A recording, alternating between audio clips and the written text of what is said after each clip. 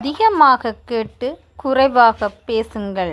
போர்க்களத்தில் வீரர்களை வெற்றி கொள்பவனை விட தன்னைத்தானே அடக்கி ஆள்பவனே உண்மையான வீரனாவான்.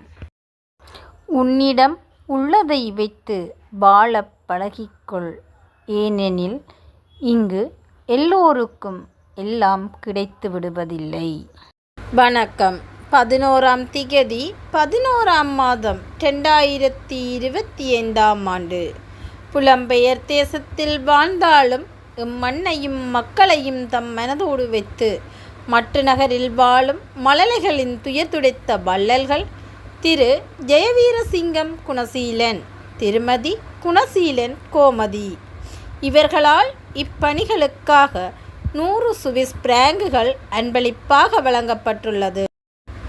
இவர்களை நன்றியுடன் மக்கள் வாழ உதவும் நிர்வாகம் வாழ்த்தி வணங்கி நிற்கிறது.